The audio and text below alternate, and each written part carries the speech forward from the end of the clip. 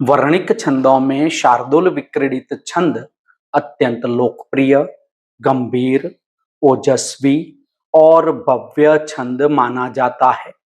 इसकी गति सिंह के खेल के समान गंभीर, प्रभावशाली तथा गरिमामयी होती है।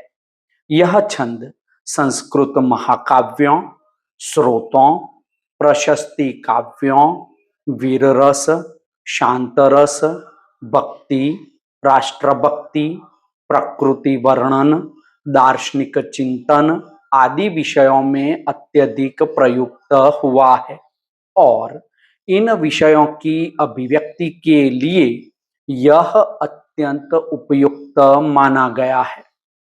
शार्दूल विक्रीडित का विकास संस्कृत छंद शास्त्र की परंपरा में हुआ। इसका उल्लेख पिंगलाचार्य के छंद सूत्र, केदार भट्ट के वृत्त रत्नाकर, क्षेमेंद्र के सुवृत तिलक, गंगादास की छंदो मंजरी जैसे प्रमुख छंद शास्त्रीय ग्रंथों में मिलता है। ऐतिहासिक दृष्टि से देखें तो कह सकते हैं कि देवी देवताओं की स्तुतियों और वंदनाओं में इसका व्यापक प्रयोग हुआ है। महिषासुर मर्दिनी स्तोत्रम या अन्य तंत्र मंत्र स्तोत्रों में जो ओज दिखता है, उसमें शार्दूल विक्रीडित का बड़ा योगदान है। महाकवि कालिदास ने अभिज्ञान शाकुंतलम में, भर्तृहरि ने नीति शतकम और वैराग्य शतकम में, माघ, श्रीहर्ष, भवभूति, भर्तृहरि, बाण भट्ट, जयदेव आदि ने इस छंद का अत्यधिक प्रयोग किया है।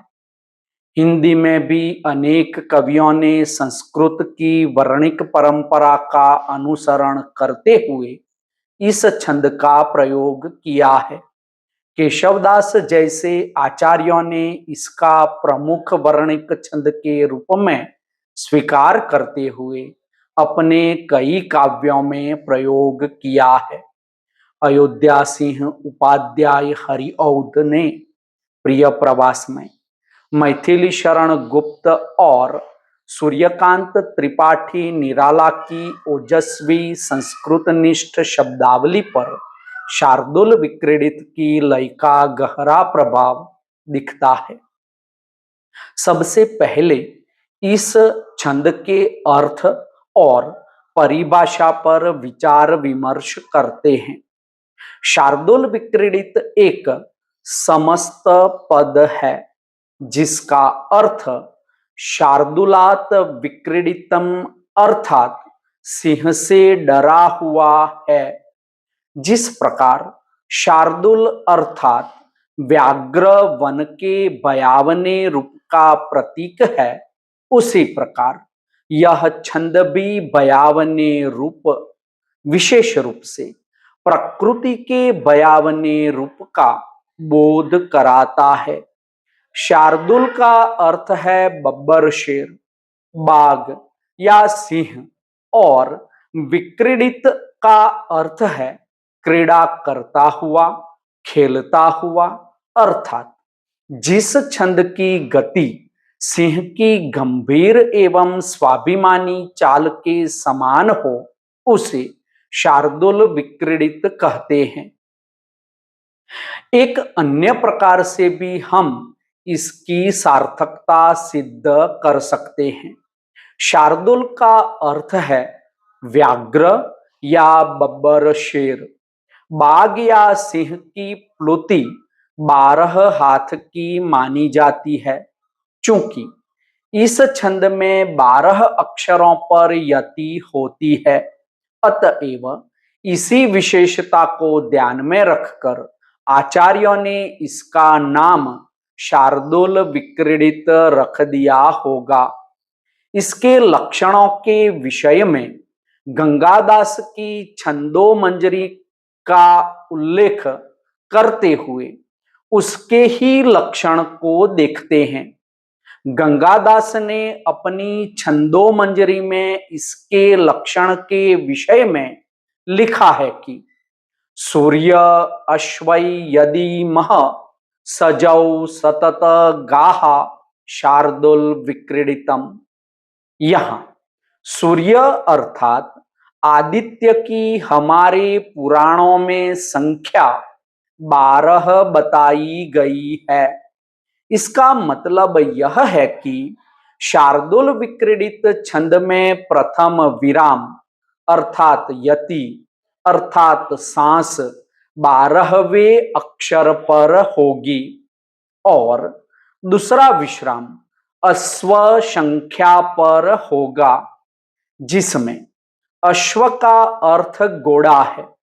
घोड़ा का तात्पर्य यहाँ पर भगवान सूर्य के रथ में जुटे हुए 7 घोड़ों की संख्या से है। इसलिए इस छंद में द्वितीय विराम या यति 7वें अक्षर पर होगी। कहने का मतलब यह है कि जिस वर्णिक छंद के प्रत्येक चरण में 19 वर्ण हो और 12 और 7 वर्णों पर यति हो तथा क्रमशः मगण, सगण, जगण, सगण, तगण, तगण और अंत में एक गुरु वर्ण आए उसे शार्दुल विक्रीडित छंद कहते हैं।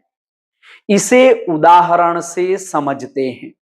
एक प्रसिद्ध उदाहरण है या कुंदे दुतुषार हार धवला या शुभ्र वस्त्र आवृता या वीणाम वरदंड मंडित करा या श्वेत पद्मासना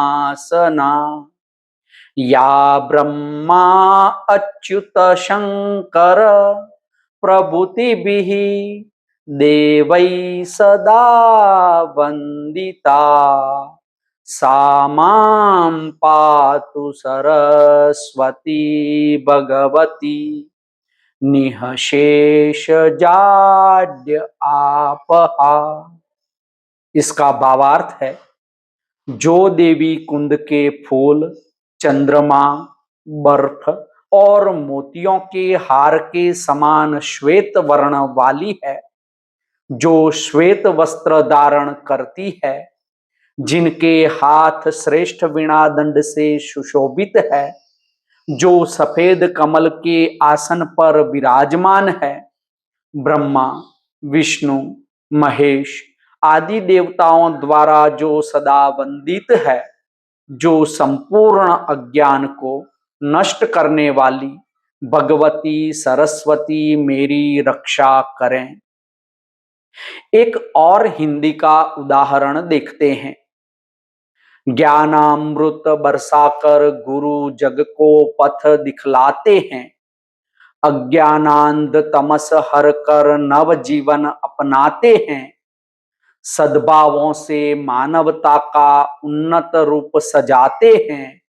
ऐसे गुरु के चरणों में हम श्रद्धा सुमन चढ़ाते हैं। इन उदाहरणों में प्रत्येक चरण में 19 वर्ण है और 12वें और 7वें वर्ण पर यति है और ये शार्दुल विक्रीडित के उत्तम उदाहरण है। अंततोगत्वा निष्कर्ष रूप में कह सकते हैं कि शार्दुल विक्रीडित छंद की गंभीर लय, निश्चित वर्ण विन्यास तथा सुव्यवस्थित गणरचना इसे अन्य वर्णिक छंदों से विशिष्ट बनाती है। वीरता, भक्ति, दर्शन और प्रशस्ति जैसे उदात्त विषयों की अभिव्यक्ति में इसकी विशेष उपयुक्तता सिद्ध हुई है।